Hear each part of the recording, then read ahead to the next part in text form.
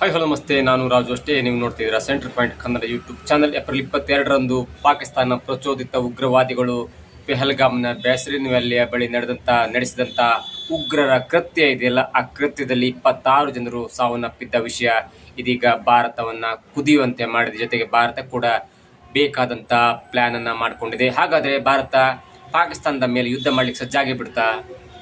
ಎಲ್ಲವೂ ತಯಾರಿ ಮಾಡಿಕೊಂಡಿರುತ್ತ ಭಾರತ ಬೇರೆ ರಾಷ್ಟ್ರಗಳ ಸಪೋರ್ಟಿಗೆ ಕಾಯ್ತಾ ಇದೆಯಾ?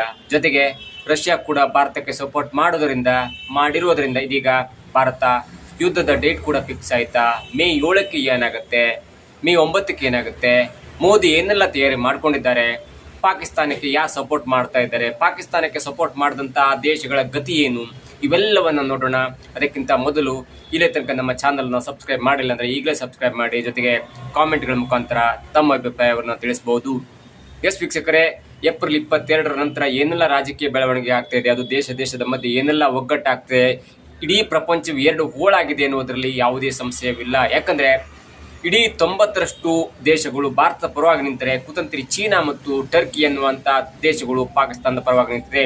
ಆದರೂ ಕೂಡ ಚೀನಾ ಹೇಳ್ತಿರೋದೇನೆಂದರೆ, ಪಾಕಿಸ್ತಾನ ಮತ್ತು ಭಾರತ ನಡುವೆ ಶಾಂತಿಗಾಗಿ ನಾವು ಪ್ರಯತ್ನವನ್ನು ಮಾಡ್ತೇವೆ ಹೊರತು ಪಾಕಿಸ್ತಾನಕ್ಕೆ ಯಾವತ್ತೂ ನಾವು ಯುದ್ಧದ ವಿಷಯವಾಗಿ ನಾವು ಸಪೋರ್ಟ್ ಮಾಡ್ತಾ ಇಲ್ಲ ಎನ್ನುವಂಥ ಒಂದು ಮಾತನಾಡ್ತಾ ಇದೆ. ಆದರೆ ಟರ್ಕಿಯೂ ಕೂಡ ಮತ್ತೊಂದು ಕಡೆ ತನ್ನ ಯುದ್ಧ ಅಂದರೆ ಹಡಗು ವಿಮಾನದ ಮುಖಾಂತರ ಈಗಾಗಲೇ ಕರಾಚಿ ಪೋರ್ಟನ್ನು ತಲುಪಿಬಿಟ್ಟಿದೆ. ಒಂದು ವಾರದ ಹಿಂದೆ ಕೂಡ ಯುದ್ಧ ವಿಮಾನಗಳು ಕರಾಚಿ ಮತ್ತು ರಾವಲ್ಪಿಂಡಿಯಲ್ಲಿ ಲ್ಯಾಂಡ್ ಆಗಿದ್ದನ್ನು ಅನೇಕ ವಿಷಯಗಳು ಹೇಳಿದ್ವು, ಅಂದರೆ ಸುದ್ದಿ ಮಾಧ್ಯಮಗಳು ಹೇಳಿದ್ವು. ಆದರೆ ಅದನ್ನು ಮರೆಮಾಚುವಂತೆ ಟರ್ಕಿ ಕೂಡ ಇದ್ಯಾವೆಲ್ಲವೂ ಸುಳ್ಳು, ಊಹಾಪೋಹಗಳ ಕಂತೆಗೆ ನೀವು ತಲೆಗೊಡ್ಬೇಡಿ ಎನ್ನುವ ಒಂದು ವಿಷಯವನ್ನು ಹೇಳಿತ್ತು. ಇಲ್ಲೇ ತನಕ ನಮ್ಮ ಸಂಸ್ಥೆಗಳು, ಅಧಿಕೃತ ಸಂಸ್ಥೆಗಳು ಸುದ್ದಿಯನ್ನು ಕ್ಲಾರಿಫೈ ಮಾಡಲು ಅಲ್ಲಿ ತನಕ ನೀವು ಗಾಳಿ ಸುದ್ದಿಗೆ ತಲೆ ಕೊಡಬೇಡಿ ಎನ್ನುವ ಸುದ್ದಿಯನ್ನು ಕೂಡ ಹೇಳಿತ್ತು. ಆದರೆ ಇದೀಗ ಕರಾಚಿ ಪೋರ್ಟಿಗೆ ಅತ್ಯಂತ ಸುಸಜ್ಜಿತವಾದಂಥ ಯುದ್ಧ ಹಡಗು ಬಂದು ನಿಂತುಕೊಂಡಿದೆ. ಜೊತೆಗೆ ಪಾಕಿಸ್ತಾನದ ವಾಯುಸೇನೆ ಕೂಡ, ಪಾಕಿಸ್ತಾನದ ನೌಕಾದಳ ಕೂಡ ಟರ್ಕಿಯ ಯುದ್ಧ ಹಡಗನ್ನು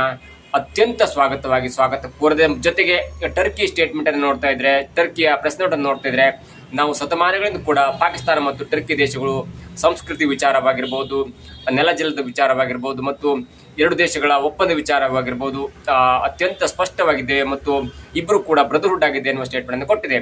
ಹಾಗಾದ ಮಾತ್ರಕ್ಕೆ ಟರ್ಕಿ ಪಾಕಿಸ್ತಾನಕ್ಕೆ ಸಪೋರ್ಟ್ ಮಾಡಿದೆ ಎನ್ನುವುದು ಕೂಡ ಸುಳ್ಳಾಗುತ್ತೆ. ಯಾಕಂದರೆ ಭಾರತ ಕೂಡ ಟರ್ಕಿ ಜೊತೆ ಉತ್ತಮ ಸಂಬಂಧ ಹೊಂದಿದೆ.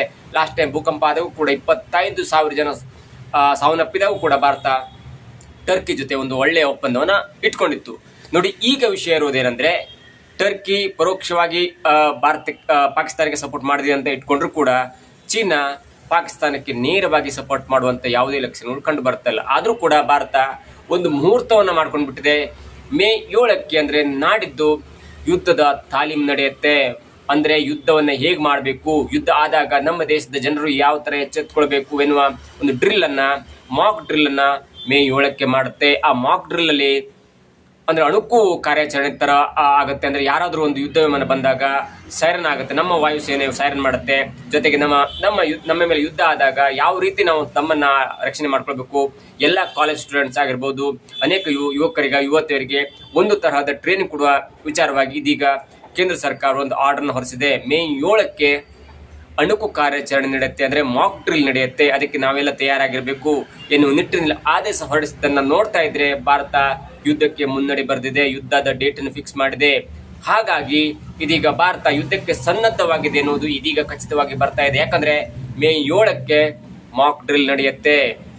ಈ ಹಿಂದೆ ಕೊರೋನಾ ಲಾಕ್ಡೌನ್ ಆದಾಗಲೂ ಕೂಡ ಕೊರೋನಾ ಲಾಕ್ಡೌನ್ ಮಾಡೋಕ್ಕಿಂತ ಮೊದಲು ಒಂದು ಅಣುಕು ಲಾಕ್ಡೌನ್ ಮಾಡುತ್ತೆ. ಅಂದರೆ ಲಾಕ್ಡೌನ್ ಮಾಡಲಿಕ್ಕೆ ತಯಾರಿ ಮಾಡಿಕೊಂಡು ಅದಾದ ನಂತರ ಅದು ಸಕ್ಸಸ್ ಆದ ನಂತರ ಅವೆಲ್ಲವೂ ಕೂಡ ಸೆಕ್ಯೂರಿಟಿ ಬೇಕಾದ ನಂತರ ಯಾವೆಲ್ಲ ವ್ಯವಸ್ಥೆ ಮಾಡ್ಕೊಂಡು ಬೇಕು ಎನ್ನುವ ನಿಟ್ಟಿನಲ್ಲಿ ಒಂದು ಅಣುಕು ಲಾಕ್ಡೌನ್ ಆದ ನಂತರ ಒಂದು ವಾರದ ನಂತರ ಇಡೀ ದೇಶವನ್ನು 40 ದಿನಗಳ ಕಡೆ ಕಂಪ್ಲೀಟ್ ಲಾಕ್ಡೌನ್ ಮಾಡಲಾಗಿತ್ತು. ಅದೇ ರೀತಿಯಲ್ಲಿ ಮೇ 7ಕ್ಕೆ ಒಂದು ಮಾಕ್ ಡ್ರಿಲ್ ಆಗುತ್ತೆ, ಅಲ್ಲಿ ಕಾರ್ಯಾಚರಣೆ ಆಗುತ್ತೆ, ಅಣುಕು ಕಾರ್ಯಾಚರಣೆ ಆಗುತ್ತೆ. ಅಂದರೆ ಬೇರೆ ದೇಶಗಳು ಯುದ್ಧ ವಿಮಾನಗಳು ಬಂದಾಗ ಅಥವಾ ಬೇರೆ ದೇಶಗಳು ನಮ್ಮ ದೇಶದ ಮೇಲೆ ಯುದ್ಧ ಆದಾಗ ನಾವು ನಮ್ಮ ರಕ್ಷಣೆ ಹೇಗೆ ಮಾಡ್ಕೊಳ್ಬೇಕು ಅಂತಷ್ಟಲ್ಲಿ ಕೇಂದ್ರ ರಕ್ಷಣಾ ಇಲಾಖೆ ಈಗ ಮಾಕ್ ಡ್ರಿಲ್ಗೆ ತಯಾರಿಯನ್ನು ನಡೆಸಿದೆ. ಅದರ ಮೊದಲ ಹಂತವಾಗಿ ವಾಯುಸೇನೆ ಸೈರನ್ ಮಾಡುತ್ತೆ.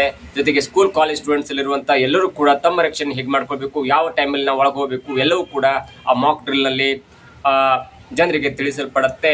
ಜೊತೆಗೆ ಇವೆಲ್ಲದಕ್ಕೂ ಮುಖ್ಯವಾದ ಕಾರಣ ಅದು ಏನಂದರೆ, ರಷ್ಯಾ ನಿನ್ನೆ ರಾತ್ರಿ ಕಾಲ್ ಮಾಡಿ ಭಾರತದ ಅಂದರೆ ರಷ್ಯಾದ ಅಧ್ಯಕ್ಷರಾದಂಥ ಮತ್ತು ಹಳೆಯ ಸ್ನೇಹಿತರಾದಂಥ ವ್ಲಾಡಿಮಿರ್ ಪುಟಿನ್ ಅವರು ಕೂಡ ಭಾರತದ ಪ್ರಧಾನಿಯಾದಂಥ ನರೇಂದ್ರ ಮೋದಿ ಅವರಿಗೆ ಫೋನ್ ಮಾಡಿ ಯಾವುದೇ ಕಾರಣಕ್ಕೂ ಕೂಡ ನೀವು ಉಗ್ರರನ್ನು ಸದ್ಯ ಬಡಿಯಲೇಬೇಕು, ಇದು ಹೀಗೆ ಬಿಟ್ಟರೆ ಮುಂದೆ ಉಗ್ರರು ಜಾಸ್ತಿ ಬೆಳ್ಕೊಳ್ತಾರೆ. ಇಡೀ ಪ್ರಪಂಚದಲ್ಲಿ ಶಾಂತಿ ದೇಶವಾದರೆ ಅದು ಭಾರತ ಮಾತ್ರ. ಯಾಕಂದರೆ ಎಲ್ಲವೂ ಕೂಡ ಒಂದು ದೇಶದ ಮೇಲೆ ಒಂದು ದೇಶ ಯುದ್ಧ ಮಾಡುತ್ತೆ ಮತ್ತು ಪ್ರತಿಕಾರಕ್ಕೆ ಆ ದೇಶ ಕೂಡ ಮತ್ತೊಂದು ದೇಶದ ಮೇಲೆ ಯುದ್ಧ ಮಾಡುತ್ತೆ. ಇಡೀ ಪ್ರಪಂಚದಲ್ಲಿ ಯುದ್ಧವೇ ಇರದಂಥ ಶಾಂತಿ ಬಯಸುವಂಥ ದೇಶ ಯಾವುದಾದ್ರೂ ಇದ್ದರೆ ಅದು ಭಾರತ.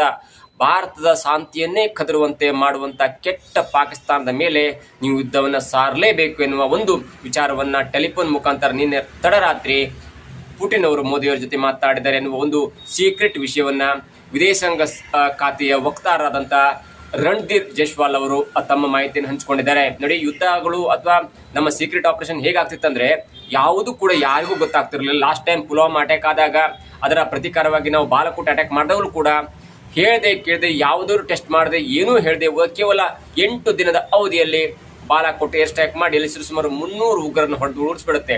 ಆದರೆ ಈ ರೀತಿ ಬೇರೆ ಆಗುತ್ತೆ. ಅಂದರೆ ಯಾವಾಗ ಪೆಹಲ್ಗಮ್ ದಾಳಿ ಆಗುತ್ತಲ್ಲ, ಅದಾದ ನಂತರ ಭಾರತದ ಬುದ್ಧಿವಂತಿಕೆ ಬೇರೆಯಾಗಿದೆ, ಭಾರತದ ರಣತಂತ್ರ ಬೇರೆಯಾಗಿದೆ. ಮೊದಲು ರಾಜತಾಂತ್ರಿಕವಾಗಿ ಯುದ್ಧವನ್ನು ಮಾಡಿ ಪಾಕಿಸ್ತಾನವನ್ನು ಹೈರಾಣ ಮಾಡಬೇಕು. ಜೊತೆಗೆ ಬಲೂಚಿಸ್ತಾನ ಆಗಿರ್ಬೋದು, ಆ ಕಡೆ ಅಫ್ಘಾನಿಸ್ತಾನ ಆಗಿರ್ಬೋದು, ತಾಲಿಬಾನ್ ಆಗಿರ್ಬೋದು, ಎಲ್ಲಕ್ಕೂ ಕೂಡ ಪ್ರಚೋದನೆ ಕೊಟ್ಟು ಪಾಕಿಸ್ತಾನವನ್ನು ಒಂದು ಲೆವೆಲ್ಗೆ ಹಣ್ಣು ನೀರ್ಗಾಯಿ ಮಾಡಬೇಕು ಅನ್ನೋದಷ್ಟಿಲ್ಲಿ ಮೊದಲ ಹಂತವಾಗಿ ಈಗ ಯುದ್ಧವನ್ನು ಮಾಡಾಗಿದೆ ಮತ್ತು ಪಾಕಿಸ್ತಾನವನ್ನು ಬಗ್ಗು ಬಡಿದದ್ದು ಆಗಿದೆ. ಈಗ ನೇರವಾಗಿ ಯುದ್ಧ ಮಾಡಬೇಕು. ಅದರ ಮೊದಲ ಹಂತವಾಗಿ ಇದೀಗ ನಿನ್ನೆ ರಾತ್ರಿ ಕೂಡ ಅಂದರೆ ರವಿವಾರ ರಾತ್ರಿ ಕೂಡ 9 ರಿಂದ 9:30 ತನಕ ಜಮ್ಮು ಕಾಶ್ಮೀರದ ಕೆಲ ಪ್ರದೇಶಗಳಲ್ಲಿ ಮಾಕ್ ಡ್ರಿಲ್ ಕೂಡ ನಡೆದಿತ್ತು. ಅಂದರೆ 9 ರಿಂದ 9:30 ಒಳಗಡೆ ನೀವು ಲೈಟನ್ನು ಆಫ್ ಮಾಡಬೇಕು, ಯಾವುದೇ ಕಾರಣಕ್ಕೂ ನೀವು ಹೊರಗೆ ಬರಬಾರದು. ನಾವು ಸ್ಯಾಟಲೈಟ್ ಇಮೇಜ್ ಮುಖಾಂತರ ಅಥವಾ ಬೇರೆ ಬೇರೆ ಆಧುನಿಕ ತಂತ್ರಜ್ಞಾನದ ಮುಖಾಂತರ ನಾವು ಉಗ್ರರು ಎಲ್ಲಿದ್ದಾರೆ, ಅವರ ಆಪರೇಷನ್ ಎಲ್ಲಿ ನಡೀತದೆ ಎನ್ನುವ ಒಂದು ತಂತ್ರಜ್ಞಾನದ ಮೂಲಕ ನಾವು ಕಂಡುಹಿಡಿತೀವಿ ಎನ್ನುವ ಮಾಕ್ ಡ್ರಿಲ್ ಕೂಡ ನಿನ್ನೆ ಜಮ್ಮು ಕಾಶ್ಮೀರದ ಕೆಲ ಪ್ರದೇಶದಲ್ಲಿ ಅಣುಕು ಕಾರ್ಯಾಚರಣೆಯನ್ನು ಮಾಡಲಾಗಿತ್ತು. ಅದರ ಮುಂದುವರಿದ ಭಾಗವಾಗಿ 2 ದಿನ ಕಳೆದ ನಂತರ ಅಂದರೆ ನಿನ್ನೆ ಆಗಿತ್ತು, ಅದಾದ ನಂತರ ನಾಡಿದ್ದು ಮೇ 7ಕ್ಕೆ ಮತ್ತೊಂದು ಕಾರ್ಯಾಚರಣೆ ಆಗುತ್ತೆ, ಅದು ಮಾಕ್ ಡ್ರಿಲ್ ಕೂಡ ಆಗುತ್ತೆ. ನೋಡಿ, ಇಲ್ಲಿ ಇಡೀ ಪ್ರಪಂಚ 2 ಹೋಳಾಗಿದೆ. ಯಾಕಂದರೆ ಒಂದು ಟರ್ಕಿ ಪಾಕಿಸ್ತಾನದ ಪರವಾಗಿ ನಿಂತಿದೆ ಮತ್ತು ಚೀನಾ ಕೂಡ ಪಾಕಿಸ್ತಾನದ ಪರವಾಗಿ ನಿಲ್ಲುವಂಥ ಎಲ್ಲ ಲಕ್ಷಣ ಕಂಡು ಬರ್ತಿದೆ. ಅದಾದ ನಂತರ ಚೀನಾದ ವೈರಿಯಾದಂಥ ಜಪಾನ್ ಕೂಡ ಭಾರತದ ಜೊತೆಗೆ ಅತ್ಯುತ್ತಮವಾದಂಥ ಸಂಬಂಧ ಹೊಂದಿದೆ. ಜೊತೆಗೆ ಜಪಾನ್ ಹೇಳಿದಂತೆ ಯಾವುದೇ ಕಾರಣಕ್ಕೂ ಕೂಡ ಭಾರತ ಪಾಕಿಸ್ತಾನವನ್ನು ಬಗ್ಗು ಬಡಿಯಲೇಬೇಕು. ಒಂದು ವೇಳೆ ಇಂಥ ಒಂದು ಕೆಟ್ಟ ಸಮಯದಲ್ಲಿ ಪಾಕಿಸ್ತಾನ ಪರವಾಗಿ ಏನಾದರೂ ಚೀನಾ ನಿಂತುಬಿಟ್ರೆ ಅದು ಚೀನಾದ ದುರ್ಗತಿಯ, ಚೀನಾದ ಅವನತಿಯ ಮೊದಲ ಸ್ಟೆಪ್ ಆಗತ್ತೆ ಎನ್ನುವ ಸ್ಟೇಟ್ಮೆಂಟನ್ನು ಕೊಟ್ಟು ಈಗಾಗಲೇ ಜಪಾನ್ ಮತ್ತು ಭಾರತ ಅತ್ಯಂತ ರಾಯಭಾರಿ ಕಚೇರಿ ಮುಖಾಂತರ ಅತ್ಯಂತ ಒಳ್ಳೆಯ ಸಂಬಂಧವನ್ನು ಹೊಂದಿ ಈಗ ಹೇಳಿಕೆಯನ್ನು ಕೂಡ ಬಿಡುಗಡೆ ಮಾಡಿದೆ. ಅಂದರೆ ನೇರವಾಗಿ ಜಪಾನ್ ಭಾರತಕ್ಕೆ ಸಪೋರ್ಟನ್ನು ಮಾಡಿಬಿಟ್ಟಿದೆ. ಇದಾದ ನಂತರ ಜಪಾನ್ಗೆ ಸ್ನೇಹಿತರಾಗಿರುವಂಥ ಮತ್ತು ಭಾರತದ ಸ್ನೇಹಿತರಾಗಿರುವಂಥ ರಷ್ಯಾ ಕೂಡ ಭಾರತಕ್ಕೆ ಕಂಪ್ಲೀಟ್ ಸಪೋರ್ಟನ್ನು ಮಾಡಿದೆ. ಈ ನಿಟ್ಟಿನಲ್ಲಿ ರಷ್ಯಾ ಭಾರತ ಜೊತೆಗಿದ್ರೆ ಜಪಾನ್ ಕೂಡ ಭಾರತ ಜೊತೆಗಿದೆ. ಜೊತೆಗೆ ಟಿಬೆಟ್ ಕೂಡ ಭಾರತ ಜೊತೆಗಿದೆ. ಯಾಕಂದರೆ ಟಿಬೆಟ್ ಕೂಡ ಚೀನಾದೊಂದಿಗೆ ಸಂಬಂಧವನ್ನು ಕಳೆದುಕೊಂಡು ಸ್ವತಂತ್ರ ರಾಷ್ಟ್ರವಾಗಿ ಬೆಳೆಯಬೇಕು ಎನ್ನುವ ದೃಷ್ಟಿಯಲ್ಲಿ ಟಿಬೆಟ್ ಕೂಡ ಮುನ್ನಡೆಯನ್ನು ಬರುತ್ತಿದೆ. ಜೊತೆಗೆ ದಕ್ಷಿಣ ಕೊರಿಯಾ ಆಗಿರ್ಬೋದು, ಸೌತ್ ಕೊರಿಯಾ ಆಗಿರ್ಬೋದು ಮತ್ತು ನಾರ್ತ್ ಕೊರಿಯಾ ಆಗಿರ್ಬೋದು, ಇವೆರಡು ಕೂಡ ಕಾಂಪಿಟೇಷನ್ ಯುಗದಲ್ಲಿ ಕನ್ಸಿಡರ್ ಮಾಡೋದಾದ್ರೆ ಚೀನಾಕ್ಕೆ ಬರ್ತಾ ಇಲ್ಲ. ಹಾಗಾಗಿ ಚೀನಾ ಇಡೀ ದಕ್ಷಿಣ ಏಷ್ಯಾದ ದೊಡ್ಡ ಕಂಟ್ರಿಯಾಗಿ ಬೆಳೀತಿದೆ. ಅದರಲ್ಲಿ ಭಾರತ ಮತ್ತು ಚೀನಾ ಇಬ್ಬರು ಕೂಡ ಕಾಂಪಿಟೇಟರ್ ಆಗಿರ್ತಾರೆ. ಆ ನಿಟ್ಟಿನಲ್ಲಿ ಚೀನಾ ಪರೋಕ್ಷವಾಗಿ ಪಾಕಿಸ್ತಾನಕ್ಕೆ ಸಪೋರ್ಟನ್ನು ಮಾಡಿ ಇವರ ಬೆಂಬಲವನ್ನು ತಡೆಯಬೇಕು. ಜಪಾನ್ ಆಗಿರ್ಬೋದು, ಸೌತ್ ಕೊರಿಯಾ ಆಗಿರ್ಬೋದು, ನಾರ್ತ್ ಕೊರಿಯಾ ಆಗಿರ್ಬೋದು ಮತ್ತು ರಷ್ಯಾ ಆಗಿರ್ಬೋದು. ಹಾಗಾಗಿ ಇವೆಲ್ಲವನ್ನು ನೋಡ್ತಾ ಇದ್ರೆ ಚೀನಾ ಭಾರತ ಮೇಲೆ ಅಟ್ಯಾಕ್ ಬರ್ಲಿಕ್ಕೆ ಸಾಧ್ಯನಿಲ್ಲ. ಅದು ಏನಿದ್ರು ನಮ್ಮ ದಾಳಿಯ ಅಂದರೆ ನಮ್ಮ ಬಾರ್ಡರ್ನ ಒಂದು ಚಿಕ್ಕ ಪುಟ್ಟ ಇಶ್ಯೂ ಬಿಟ್ಟರೆ ಚೀನಾ ಯಾವತ್ತೂ ಭಾರತದ ಮೇಲೆ ಮತ್ತೆ ಅಟ್ಯಾಕ್ ಮಾಡುವಂಥ ಸಂಭವ ಇಲ್ಲ. ಭಾರತ ಕೂಡ ಚೀನಾ ಮೇಲೆ ಅಟ್ಯಾಕ್ ಮಾಡೋ ಸಂಭವ ಇಲ್ಲ. ಆದರೆ ಪರೋಕ್ಷವಾಗಿ ವ್ಯಾಪಾರದ ದೃಷ್ಟಿಯಿಂದ ಪಾಕಿಸ್ತಾನ ನಮಗೆ ದೊಡ್ಡ ಜಾಗ ಕೊಡುತ್ತೆ, ಲಕ್ಷಾಂತರ ಎಕರೆ ಜಾಗ ಕೊಡುತ್ತೆ ಅನ್ನೋ ದೃಷ್ಟಿಯಲ್ಲಿ ತಮಗೆ ಹೆಲ್ಪ್ ಆಗುತ್ತೆ ಅನ್ನೋ ದೃಷ್ಟಿಯಲ್ಲಿ ಚೀನಾ ಪಾಕಿಸ್ತಾನಕ್ಕೆ ಸಪೋರ್ಟ್ ಮಾಡ್ಬೋದೇ ಹೊರತು ಚೀನಾದ ವಸ್ತುಗಳು ಅತ್ಯಂತ ಜಾಸ್ತಿಯಾಗಿ ಮಾರಾಟ ಆಗುವುದು ಅದು ಭಾರತದಲ್ಲಿ ಮಾತ್ರ. ಏನಾದರೂ ಭಾರತ ಚೀನಾದ ವಸ್ತುಗಳನ್ನು ಬಹಿಷ್ಕಾರ ಮಾಡಿದರೆ ಅರ್ಧ ಚೀನಾದ GDP ಬಿದ್ದು ಹೋಗುತ್ತೆ ಎನ್ನುವ ಲೆಕ್ಕಾಚಾರ ಕೂಡ ಚೀನಾಗಿದೆ. ಆದರೆ ಎಲ್ಲ ರಾಷ್ಟ್ರಗಳನ್ನು ಕೂಡ ಸಮತೋಲನದಲ್ಲಿ ಇಟ್ಕೊಳ್ಬೇಕು. ಎಲ್ಲ ದೇಶದಲ್ಲೂ ಕೂಡ ನಮ್ಮ ವ್ಯಾಪಾರ ಒಳ್ಳೆಯದಾಗಬೇಕು ಅನ್ನೋ ದೃಷ್ಟಿಯಲ್ಲಿ ರಾಯಭಾರಿಗಳನ್ನು ಕಳಿಸಿ ಅಲ್ಲಿನ ವ್ಯವಸ್ಥೆಗಳನ್ನು ಸರಿಪಡಿಸಿ ಶಾಂತಿ ನಿಟ್ಟಿನಲ್ಲಿ ಚೀನಾ ಹೆಲ್ಪ್ ಮಾಡುತ್ತದೆ ಹೊರತು ಚೀನಾ ಪಾಕಿಸ್ತಾನಕ್ಕೆ ಯಾವುದೇ ಕಾರಣಕ್ಕೂ ಕೂಡ ಯುದ್ಧ ಉಪಕರಣವಾಗಿರ್ಬೋದು, ಯಾವುದೇ ಕಾರಣಕ್ಕೂ ಯುದ್ಧದ ಸನ್ನಿವೇಶದಲ್ಲಿ ಹೆಲ್ಪ್ ಮಾಡುವಂಥ ಸನ್ನಿವೇಶವೇ ಇಲ್ಲ. ಹೀಗಾಗಿ ಎಲ್ಲವನ್ನು ಅರಿತುಕೊಂಡಿರುವಂಥ ಭಾರತ ಇದೀಗ ಯುದ್ಧಕ್ಕೆ ಸನ್ನದ್ಧವಾಗಿದೆ. ಯುದ್ಧ ಅಂದ್ರೆ ನಮ್ಮ POK ನಮಗೆ ಬಿಟ್ಕೊಡ್ಬೇಕು.